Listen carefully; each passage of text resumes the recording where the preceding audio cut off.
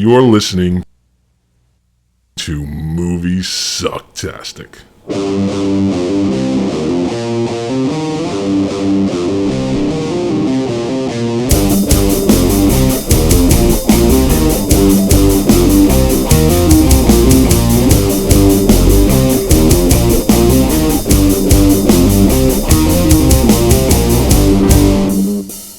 Not quite my tempo. Sorry.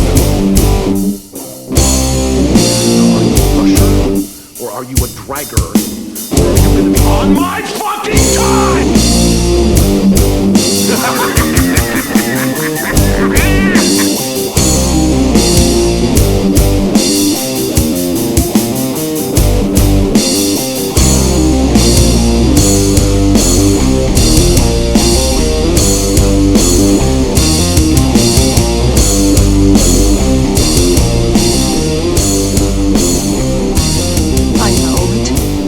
It all sounds like some bad movie.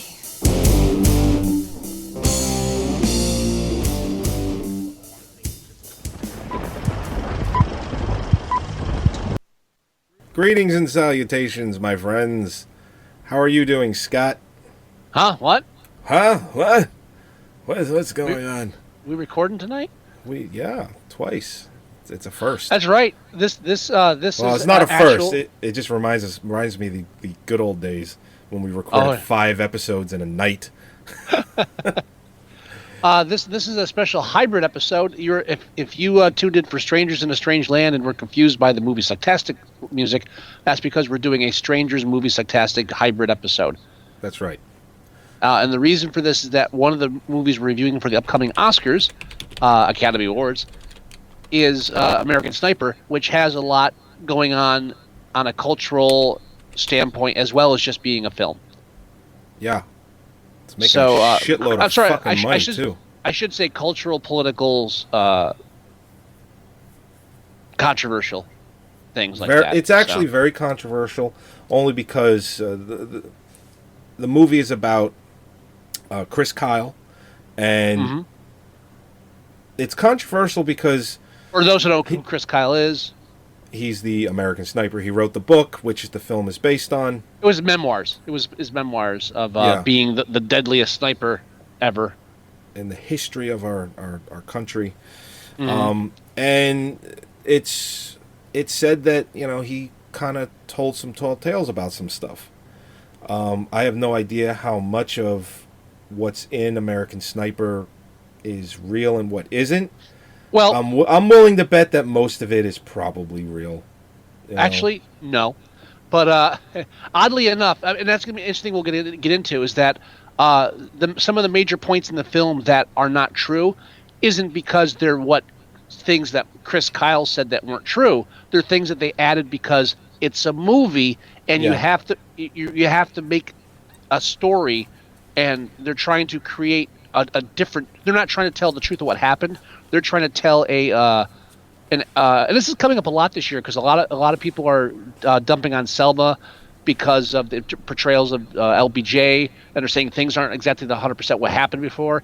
And these aren't documentaries; they're films, and they're not trying to show you what happened specifically. They're looking for a deeper truth, a meaning, and that's what American Sniper tries to do. So a good portion of the things that happen in the film are just made up to facilitate the story. Right. And if anyone can see me on camera, I wore my America shirt today by complete accident. It was clean. It was purchased for me for a 4th of July party, and it's every time I look at it, I just always think to myself, America. America. Fuck yeah. I don't know. In a nutshell, I enjoyed the film. How much of it is based on actual truth? As a film, I actually enjoyed it quite a bit. Well, and that's one reason why I wanted to do a hybrid show, because we're going to discuss the film as a film, and then as far as as far as being nominated for Best Picture, Academy Award, we're going to take it as a film. Then we'll take a look at it as a document or a part of the Chris Kyle saga, as it were. Talk about Jesse Ventura as well. Oh yeah. So, just starting from the film. First of all, I thought this was probably the best. As far as adaptations or remakes go, I thought it was a great reboot of Forrest Gump. I'll say it. That is so not right. Why would you do that? Because, let me. This is the kind of thing where, if you don't like romantic comedies, if you don't like ballet, let me put it this way: if you don't like ballet, and someone drags you to ballet, I don't care if it's the best ballet in the world, you're not going to like it. You might even say, "Oh, you know what? It was pretty. That was it." But you're still like, it's fucking ballet. Yeah. For me, war movies, especially very patriotic pro-war movies, and I'm not saying this is like G.I. Jane or anything stupid like that, but I have a natural resistance to getting too emotionally attached to the film. Or getting into it. Not to say I can't take a partial view. There are some war films I have liked tremendously after seeing them. This is one of them. 1941 doesn't count. I know. Okay, as long as we got that straight. I didn't hate the film, but I kind of don't understand why it was nominated for a Best Picture, and I'm going to go on record now as officially saying that if it was only a 5-picture nomination cycle, this would not have made the cut. Oh, I guarantee it wouldn't have made the cut. Even directed by Clint Eastwood, who usually is an Oscar favorite as far as at least a nomination. I don't think so. Now, there's a phenomenon going on with this. I think a lot of flyover states are really flocking to this movie. It is making a shitload of money at the box office. It made $90 million its opening weekend. $90 million. I think it's a perfect storm of box office blockbuster. Mm-hmm. Combined with a biopic, kinda, based on memoirs, right? Combined with an already preset commodity, as you will, there was already a book out. They don't have to sell it; it's already been sold ahead of time. So all that, all that combined, it's like we have 10 slots, we have to pick it, right? And again, I'm not saying it's a bad film. I actually did. I enjoyed it. I really did. Now, unlike you, I do like war films. Now, I don't know if it's maybe because I've always grown up around someone that was, that either went to war or it's just always been in my family. So we've always been supportive of it. So whenever I see a film that involves it, not that I not like it by proxy. That's not really what I'm getting at. It's just that if it's done well, I will almost always go out of my way to make sure I see it. And this film's no different. You can't help but watch this film, and as many problems as we have in this country, just be, I guess, appreciative and respectful of what people do go through to protect it, that they go over. I mean, being sent over there was not the right decision, but they're there, and they have to deal with why they're there. But the fact that they're there, and they have to protect this country the best way that they can, don't do that. Don't do that. Anyway. I'm not disagreeing with anything you said. Okay. So you just can't help feel, feel respect and be appreciative that, this country's got a lot of problems, but we could be living somewhere else or in a different type of country, worse than the state that it's in. Yeah, we could be living in one of the countries that are being bombed and invaded by soldiers nonstop. Well, I can help that, and I'm not. And here's the problem too. Whenever it's one of those black and white things. Mm-hmm. By the way, no black actors or actresses were nominated for an Oscar from this film. You're very astute. I noticed that just by watching the film. This is one of those situations where when a film like this gets thrown out there, there is a huge portion of the populace. I like to call them idiots, Yeah.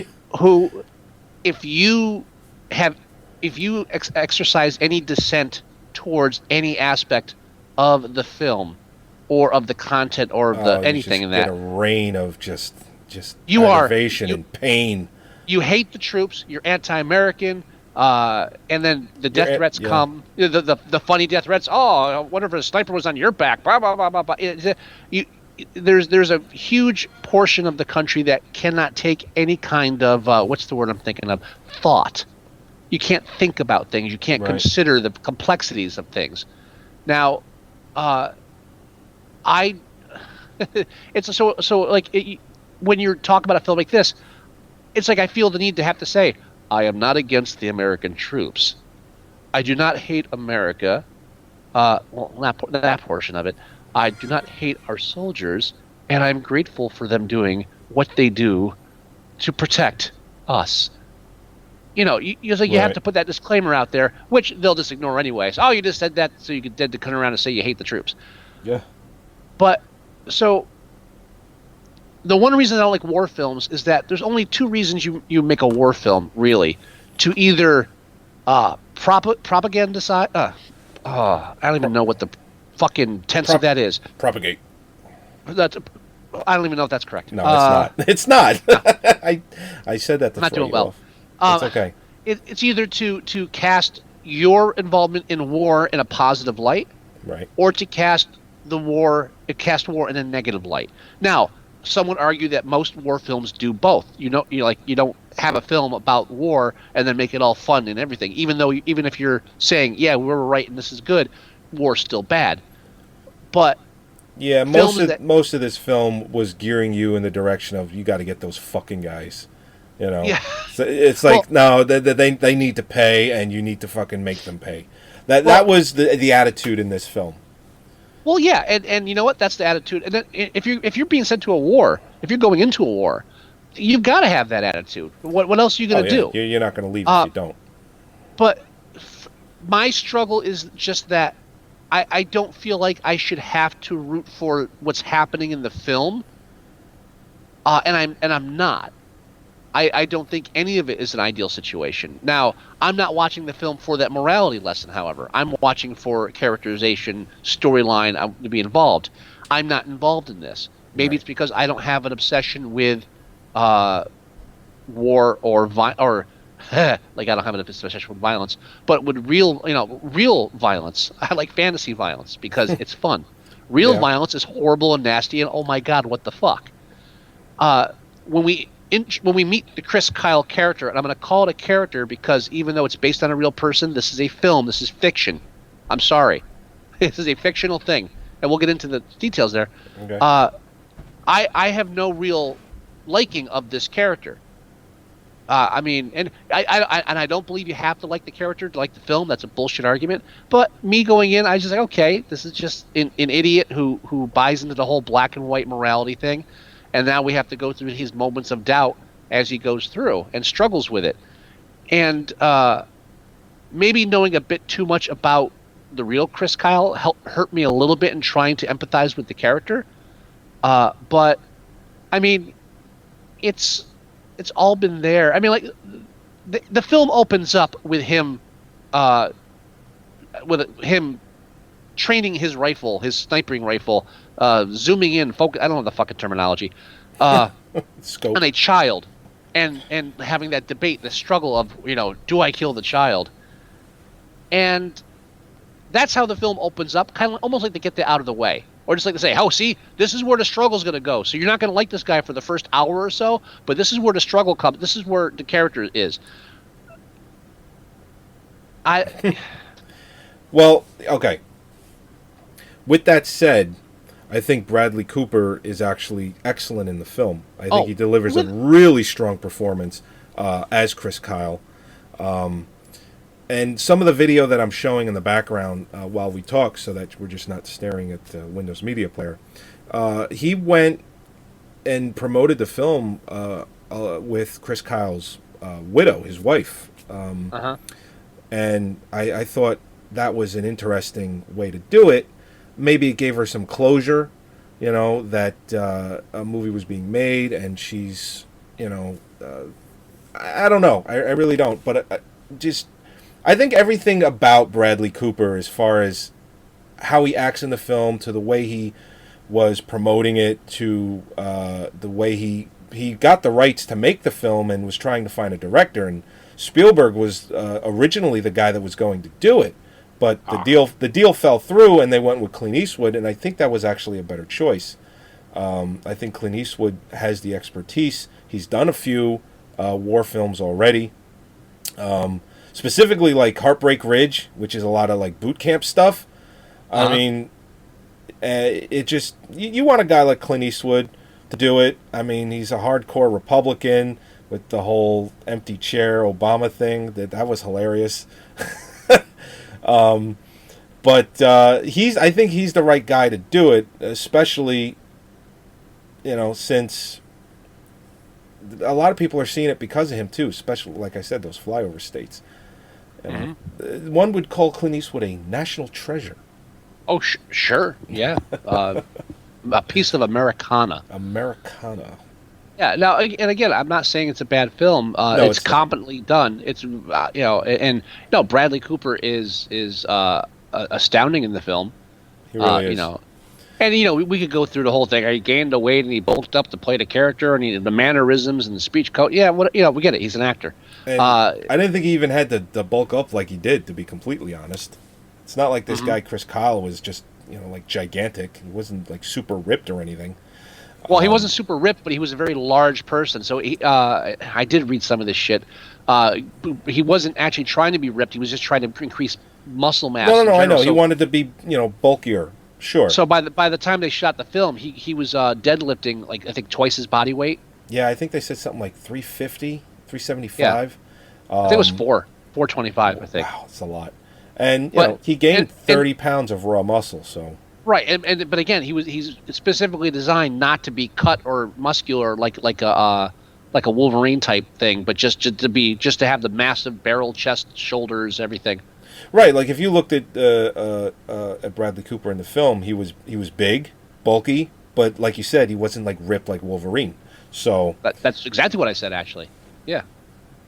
There's a thing called reiteration, to kind of move the conversation that I like to do. There's a thing called redundancy. Yeah, and I'm in IT, so I love redundancy. So it's very popular in my world. You could have at least picked a different comic book character. I was complimenting on what you said. what am I going to do? Say, okay, Deadpool. The guy's fucking ripped. Come on, stop it. Well, speaking of comic book characters, I like the Punisher appearances throughout the film. Yeah. Nice little plug for Marvel there. Marvel's just on a fucking winning streak. Well, I mean, the real Chris Kyle, he was, he had the Punisher skull on it. The interview that's playing in the background now, it's on the hat that he's wearing. So that was definitely something that he did anyway. Mm-hmm. But yes, it is a nice plug for Marvel, regardless. Yeah, I mean, so maybe it's just that I don't deal well with films that are basically hero worship too. There's a level of that, and there's a big level of that specifically. Yeah. I think it's specifically why it's doing so well at the box office too.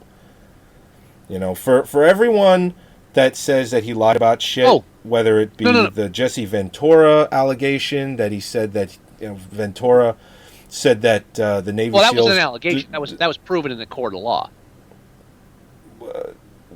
He was awarded. That wasn't It was proven after Chris Kyle was dead. I mean, he couldn't even defend himself. But I would prefer the person be alive. Not that I'm saying that he didn't lie about it, but come on, the guy's dead. I wonder if Jesse Ventura didn't have him killed. Yeah, he'd bring him up on his stupid conspiracy show that got canceled. I wonder why. Fucking moron. You know what? Jesse Ventura is an idiot. Even though he was it was lied about, he was defamed. I would have liked to see him lose just because I think he's a dick. He's just he's a dick. And maybe that's why Chris Kyle said what he said about him, because he is a dick. I don't know how much of it's true. I mean, According to the J- jury that listened to it, none of it was true. Jesse Ventura might have said that the Navy SEALs deserved to lose a few, which was what he was quoted as saying. Maybe there wasn't a punch. Maybe there wasn't an interaction. Maybe nothing else happened. Maybe he said it anyway. But maybe Chris Kyle just kind of. We were trying to wrap up on the film before we got into that part of it. Oh, I thought we did. What else is there to say about the movie? Well, I was halfway through it, and then we got sidetracked with the Wolverine thing.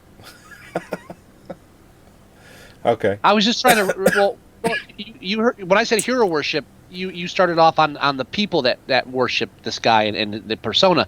What I'm getting at from a storytelling standpoint, I mean, there's a lot about the emotional frailty involved with dealing with this kind of stuff and the constant death and the sacrifice, the emotional sacrifices made and that kind of thing, and which a lot of it's actually inserted into the film for the film's sake. It may not be 100% true, but that's but it's very blatant, and I just don't really do well with that. It's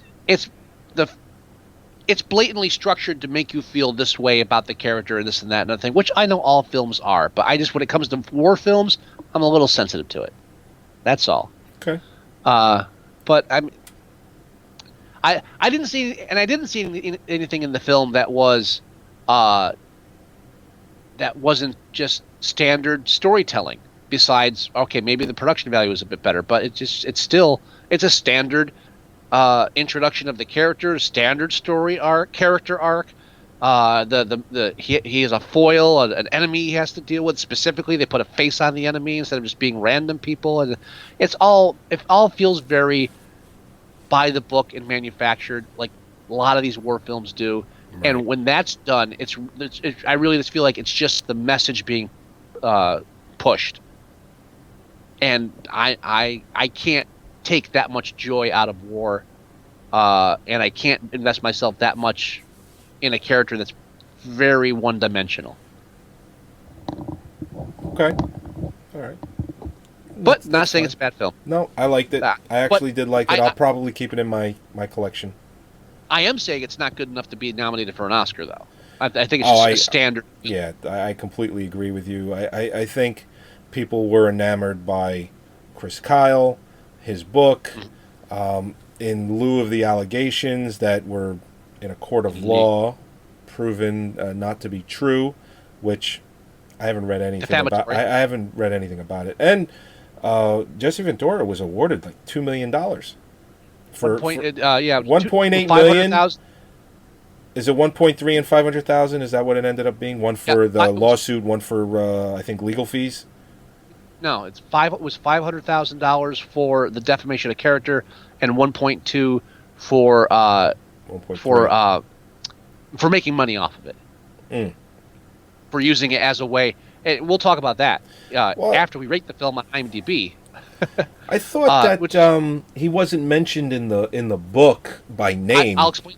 Okay. I will explain that in a minute. I just want to wrap up the MST portion of the show. That's all. MST. I'm not trying to cut you off. Sorry. No, it's okay. I'm trying to keep us just a little bit on track. I want to.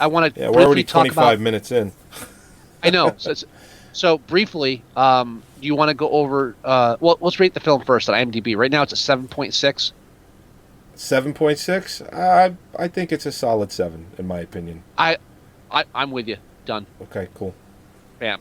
And by the way, Grand Budapest Hotel, which we reviewed last episode, had 250 votes on IMDb. This has 70,000 votes. Wait, Grand Budapest only had 250? Or 250,000? Fine, okay. 250,000. This only has, what did I just say, like 20,000, 70,000? 80,000, 70,000? You know, 80,000. I forget. I'm surprised with how much money this film has made that more people haven't reviewed it. That's why I mentioned it. Yeah, that's so incredible. I think most of the people that are going to see this film, you mentioned like the flyover states and stuff, probably aren't movie people that go to IMDb. They just watch the film. That sounds racist. Okay, maybe it is.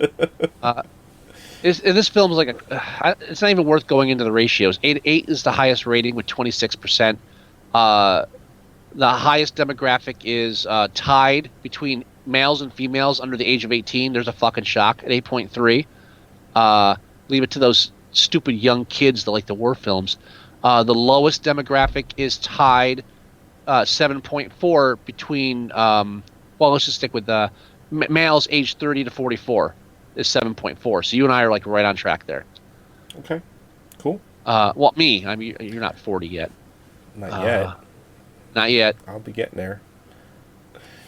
Now, let me clarify. Now, this here's, I did a little bit of research in this because I wasn't, yeah, I never heard of this guy until this movie was nominated. Oh wow, for Oscar. really? I don't listen to like radio like you do. I pretty much kind of cut myself off from the outside world at one point. I So, first popular- knew about him on the Opie and Anthony show because he came on as a guest, and he was a really good guest, and he just was Right. very, very in depth and just really good. So that's when I first heard about him, and then obviously I heard about when he died. So Yeah, popular culture. I'm totally. Don't forget. Last year, we had that one Strangers episode where I discovered that there was a show called Duck Dynasty. yeah, It's like, oh, apparently the entire world's watching this show every night. I had no idea there was a show. So, yeah, I can't. The fact that I didn't know who he was doesn't mean anything. I get the feeling for some of the things I'm read. And I read both. I didn't read just like slam pieces against him. I read, as unbiased as I could find, as far as just examining the facts of the situation going around. Okay. And apparently, the film is exactly like his life, wherein parts of it were made up. okay, He had a habit of telling stories that were later found to be completely unsubstantiated, to such a point where nobody else knows what the hell you're talking about.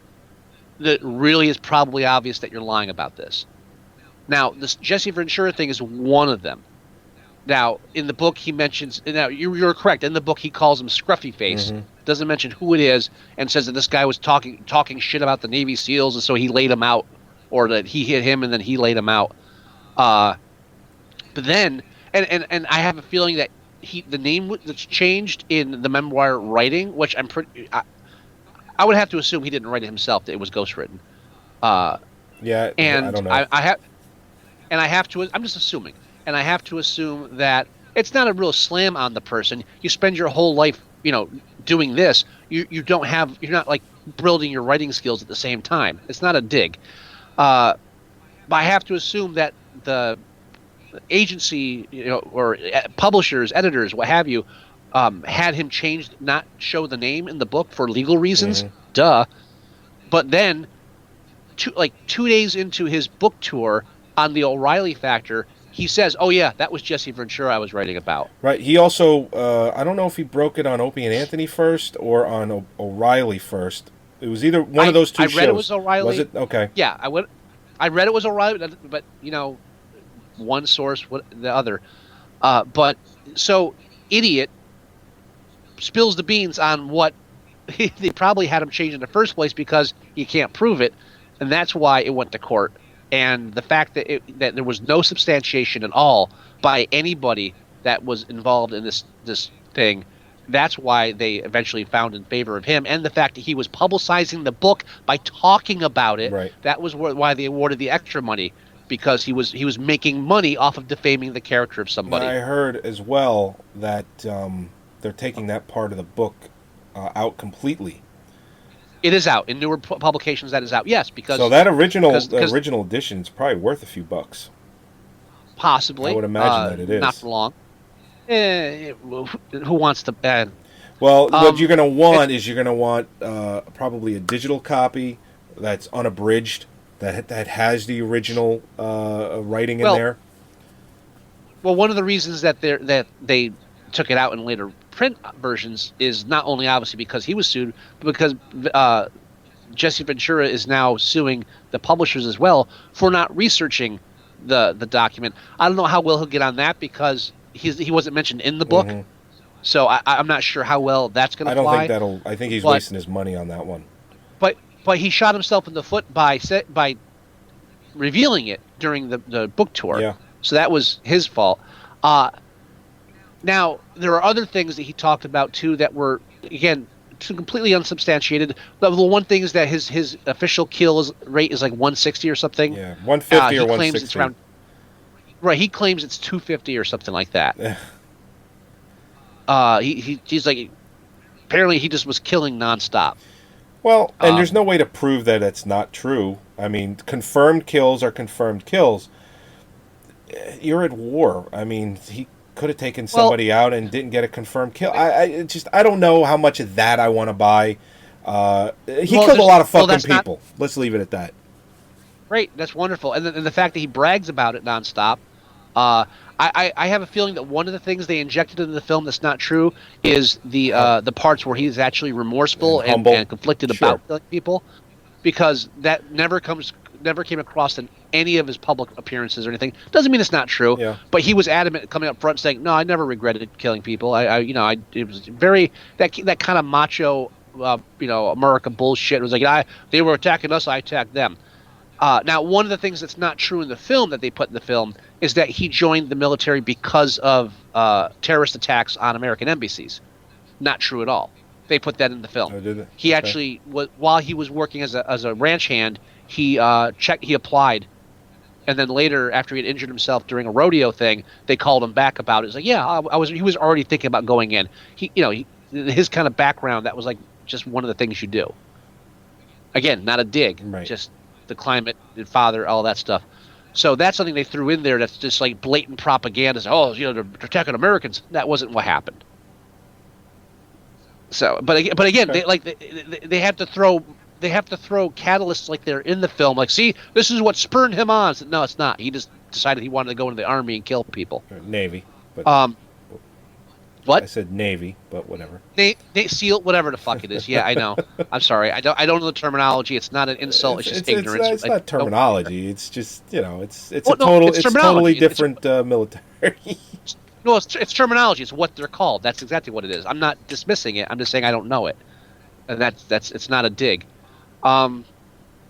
There are other things in the film that are just completely made up. He never shot a child. That's like one of the main things in the film that's supposed to turn him. Things that happened with people he knew, that friends during the film. Things that occurred are totally taken different areas.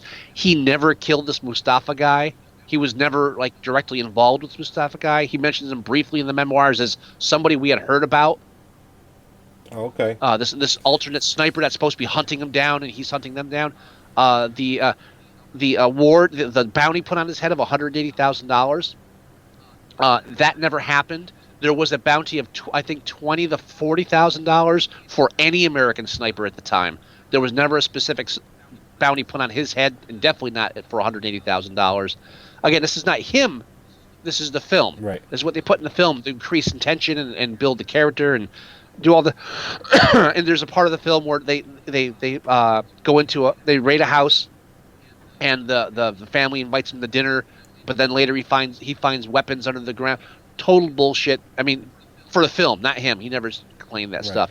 Now, other things that he claimed that, and that's the one thing I wanted to say is like there's a lot of fake stuff in the film for the film's sake. All the fake shit in the memoir that they couldn't really substantiate, Eastwood and stayed away from that. They kept it out of the film. Oh, okay. So I mean, there's also stuff. There were the claims that he and a couple other sniper buddies were in. Excuse me, I lost my Are you okay? throat for a second. Yeah, there are claims that they went down to New Orleans during the Katrina. Oh, I heard this claim that he was picking off looters. Yeah, they were shooting looters, which is a great, and again, like this is supposed to be a positive thing. Yeah, we went down there and shot looters, which is a kind of a racist thing too. Yeah. And there's a lot of background to him where he was a bit of a racist, at least in the sense of how the portrayal of Middle Easterns, and then the stuff with Katrina. And then there was this one instance where he claimed to have been at a gas station in Texas, I believe, and two guys tried to carjack him, and he killed them both. And when the cops arrived, they let him go because he was important to our government. No, specifically, he had them called the Pentagon and the Pentagon called the cops and said, "Let him go." and when I say I'm substantiated, Love to see the paperwork I don't on mean that they one. called. Yeah, right. When I say unsubstantiated, I don't mean like they called the Pentagon. The Pentagon said no comment. I mean these reporters went to every single gas station in fucking Texas and asked, "Was there a shooting here at all ever?" And it's like, "No, I don't know what you're talking about." And they also went to like to every police station, every cops and stuff. That yeah, did anything like this ever happen? So, no, not at all. So completely unsubstantiated. Think like, oh, I shot 2 people dead and the police were involved. No record of it. Nope, no. So, I mean, he could have been held up. They tried to take his truck, and he just pulled his gun, and they're like, okay, and he might have just totally tall-tailed that one. I could see that happening, or it might not have happened at all. Well, I'm leaning towards not happening at all because there's no substantiation, and it's just the whole idea of that he liked telling stories, yeah. And just like movie makers like to tell stories. That's all the film is. It's a story. And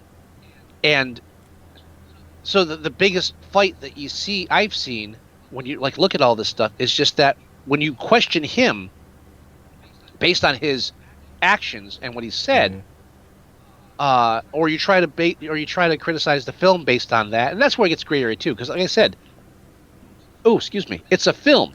It's not supposed to be a documentary, and it's not supposed to be indicative of him. It's supposed to glorify him, right? Which it does. It does in spades. Sure, the box office is a great reflector of that. Yeah. Now the one thing and again I missed all this controversy when it happened, but apparently Seth Rogen and Michael Moore fell to the Twitter machine. Oh boy. Because God forbid you say something on Twitter that people don't like, suddenly it makes the news now. And Seth Rogen had made a comment. I have it here. American Sniper kind of reminds me of the movie that's showing in the 3rd act of Inglourious Bastards. Now, everybody lost their shit totally. Said, "You're comparing a movie about an American soldier to a Nazis?" and of course, he's not an idiot. And he's even on record for liking the film. So Rogen had to give this long-winded explanation. Said, "No, it's a film about a sniper, like the best sniper in the world, and the film that they're watching in Inglourious Bastards is about a sniper, the best sniper in the world." It's literally the same fucking movie. It's not, and you're missing the whole irony of that scene with Inglourious Bastards too. If you're calling on this shit, it's just ridiculous. And then of course Michael Moore came out and said, "Oh, my family, we've always thought of snipers as cowards." This is like, how dare you? And first of all, it's Michael Moore. Yeah, he's getting more shit than Rogen, but well, and to be fair, Rogen kind of like apologized as far as like that's not what I said and that's not what I meant. Michael Moore came back with like, "What would Jesus do?" "Oh, I know, killed children on a battlefield." Because Michael Moore's not used to people hating him, right? Yeah, there's already internet memes for Michael Moore, and it's just circulating everywhere. And a lot of people on my Facebook friends list are circulating it as well. So instead of just getting into it, I just right click and say, I don't want to see this post, and it disappears from my feed, and then I forget about it, and then I don't have to think about it. Right, and the when people say shit like this, it's like other people like come back and say, "Well, you know what? They're over there fighting for your right to say stupid shit like that." I think, okay, then what's your problem? Oh yeah, what the fuck? Well, it's like what I said before. You can't help but walk away from this feeling appreciative and respectful for what they do for us. But yeah, look, come on. Well, I can. I can help but walk away feeling appreciative because that's not why I'm watching the film. Well, no, of course not. But you do get a sense of, America. No, if anything, I get a sense of human tragedy of people that have sacrificed themselves and are it's the biggest thing for me. And then people dying. I mean, all the people that he shoots, like kids, whatever. I mean, there's this disconnect where we don't. And the film kind of plays into that too.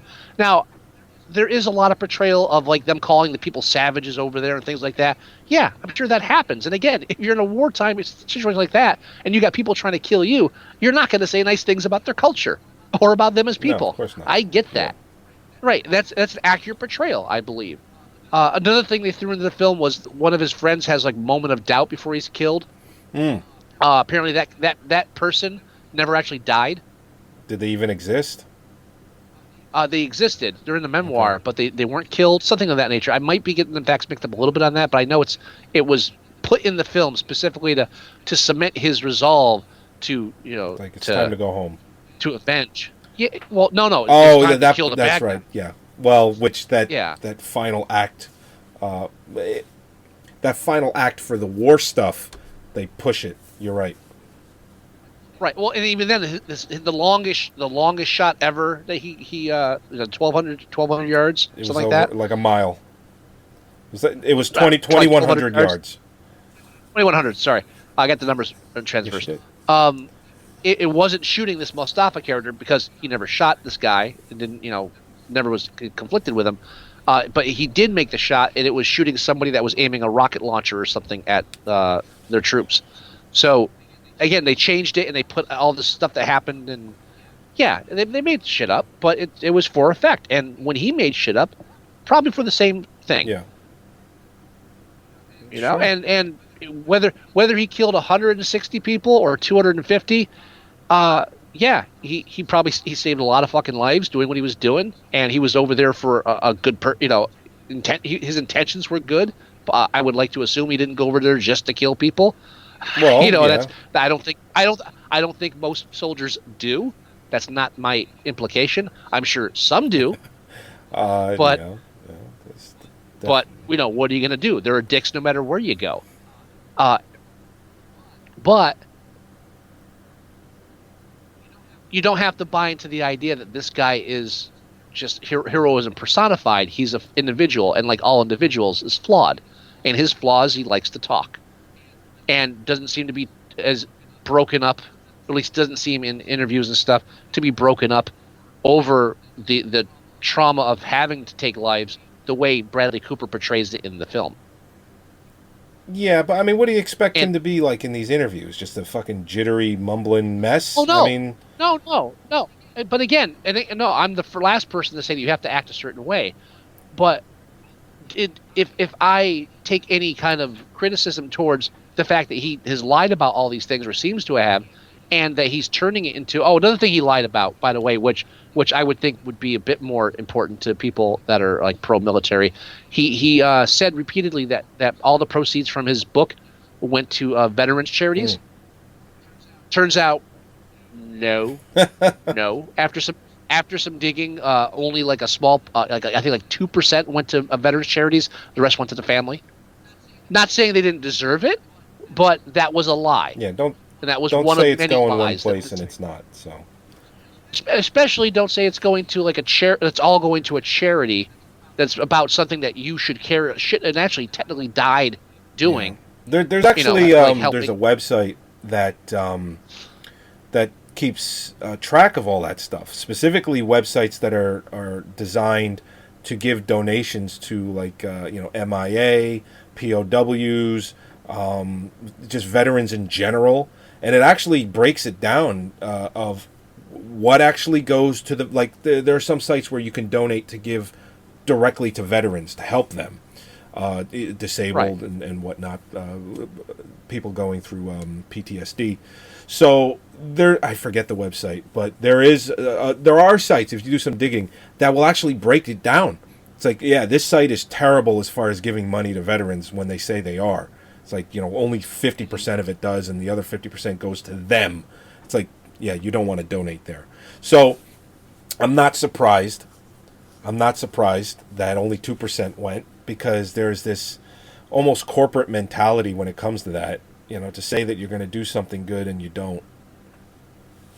Well, or there's the kind of mentality that this guy seemed to have a lot, which was say one make shit up, or really expand on stuff, and that's the problem too. Whether we're talking about the film or the person in the memoirs, a lot when you deal with subjects that have an ideology attached to them, you get people who are going to defend it or attack it regardless of merit based on the ideology. And it's kind of hard to separate those. So, me saying shit about Chris Kyle now about how he's a liar or things like that, some people will give death threats by that kind of thing. I'm not saying they follow through on it, but people like to talk, these days. Well, yeah. And just the opposite. People. Another one of his lies was that when he came back to America after one of his tours, he had people on the airfield spitting in the face and calling him baby killer, which was. Oh, I read that. No one.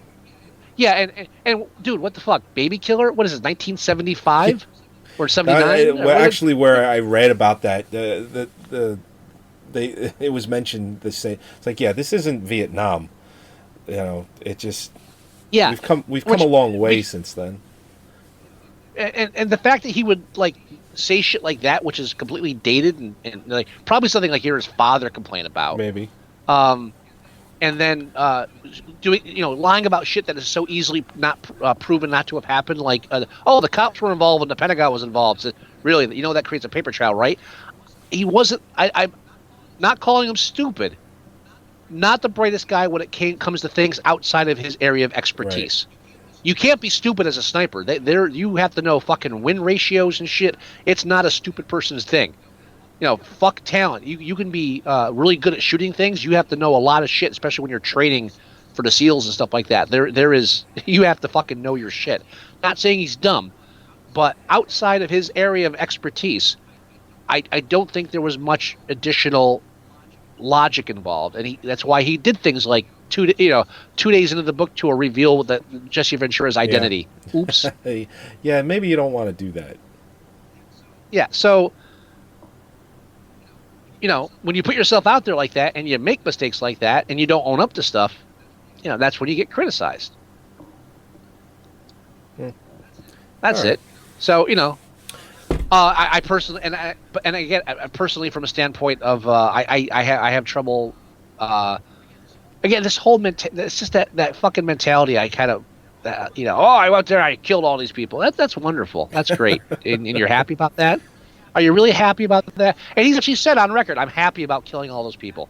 Not word for word, but it's like, I don't regret it, this or that. And even if he lied, he was actually mentioned that in the film. Night. He said, I'm willing to.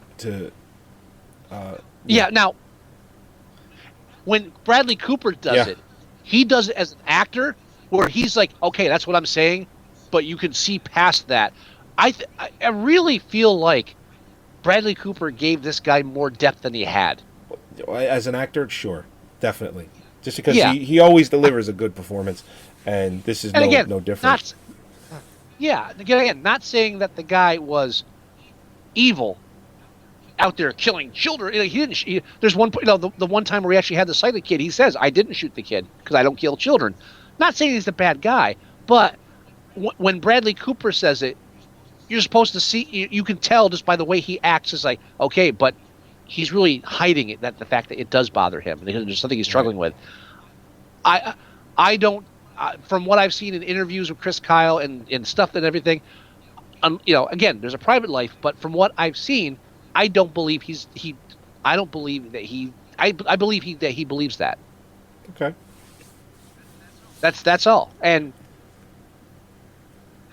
that's why I like The Hurt Locker as a war film, because the Jeremy Renner, the struggle. What? I thought you were going to talk about Jeremy Renner's character. Well, I'm talking about Jeremy Renner's character, and it's like that emotional struggle with even though it was a horrible thing, this is what he thrived on. That was more realistic to me. Sure, when he came back, when he was done with his tour, he felt out of place, and he just wanted to go back every time. Right, and it's that sick addiction to the chaos and the violence and what he was doing, and that to me was a bit more realistic than what Bradley Cooper's doing, which was more dramatically accessible. Sure, one of my favorite parts of The Hurt Locker is when he does come back and he's at a supermarket with a cart, shopping for food, and he's just staring at just food in the, I believe it's the freezer section, and you just hear the, fucking girl from Ipanema. It's like, dun, dun, dun, dun, dun. It's like, I'm not paraphrasing, but I'm just, you know what I mean. Like, I don't know what music they're playing, but it's, supermarket music, whatever you want to call it. And it's just, and he's playing. Just uncomfortable. He's just looking around, and he's just like, not like he's thinking everyone around him is just like a simpleton, or it's like, you're fools. What are you doing? He's just uncomfortable. And again, the whole problem too is in no way am I, and you never would, belittling the struggle that a lot of these post-traumatic stress suffering veterans come back and have to deal with, especially with our government fucking them over with medical expenses. Being thrust into that kind of combat that literally drives you insane after so much exposure to it, and then coming back and just like, now assimilate the normal life. It's fucking insane. It's ridiculous that we expect people to do that so smoothly, and that our government fucks them over when it comes to getting them the proper mental health attention they need. And that's not even talking about mutilated, wounded soldiers with missing limbs and fucking faces shot off and shit. That is something that you'd have to be just a heartless individual to not, have compassion and empathy for and understand the struggling and suffering of that. I have a lot more. It's like that. It's like Born on the 4th of July. Okay. When don't laugh. I know it's a horrible movie to bring up here, but when Tom Cruise is like in the wheelchair and they're going to like this cross-country thing, and he's all pissy about everything, and he meets this other vet. He's like, "What the fuck are you whining about? Half the guys I knew were dead. What's your fucking problem?" Which is doesn't really help what I'm just saying, but it's like when you see all of that, and then I'm supposed to like. Chris Kyle is one person who put himself out there as a personality, and then when I say, you know what, I don't like that personality, that has nothing to do with the plight of the American soldier in general. No, of course not. But you can't. But that's not what happens. You can't. But that's what happens. You can't have one single opinion, except for, the opinion of, he's great. Everything he did is great. The movie's great. You can't have one, not even negative. You just can't have one constructive criticism at all towards him or the film or the book or anything. And it's not just with that either. It's with just about fucking everything in the society that we live in now. Yeah. If you disagree with somebody, specifically if it's in a political sense, oh my God, forget it. Whether it's political from that to race to just forget it. You can't. You can't. You can't have a rational conversation anymore. Look who you're talking to. Mr. Cyber Attacked for being too left wing, and being attacked on campus for being too right wing. Look who you're talking to. I know what you mean. So, all right. Our time frame for either show, we did not stick to either one. Of course not. I'll talk to you about that after the show. But let's go ahead. Let's go ahead and no yelling. I'll get yelled at. He's in a beat. No. All right. So, like Scott said, this show doubles for both Moviesucktastic and Strangers in a Strange Land. So I'm just going to rattle this off real quick. If you want to go to Moviesucktastic.com, you can download our shows there. You can watch the show live there. If you want to go to Strangers, that website, that's strangelandradio.com. You can listen to the shows there as well. You can go to iTunes, Moviesucktastic, or Strangers in a Strange Land. Just make sure you do a search with Joey and Scott in the title. You can go to our Tumblr pages. That's Moviesucktastic.tumblr.com and strangelandradio.tumblr.com. You can go to our Facebook pages at facebook.com/Moviesucktastic or facebook.com/strangelandpod. You can also do a search for us with your favorite search engine. Scott likes Google. and you can find us that way. Google Just it. make sure you do a search with Joey and Scott in the title for The Stranger Show. You can leave us voicemail at 908-514-4470. That's for both shows. And you can download the Android app for the Moviesucktastic show. You can download the show through it. You can do merchandise. You can go to the website, Twitter, Facebook, YouTube. It's all in one convenient spot, and it's totally free. So that about does it for both shows. Any words of wisdom? I know that's a Moviesucktastic thing, and I know this is a double show, so got anything? Anything I say at this point will get me in trouble, so no. America! Fuck yeah! Fuck yeah! Coming again to save the motherfucking day, yeah! Alright, everybody. Word. We'll talk to you next week. Bye-bye. Bye.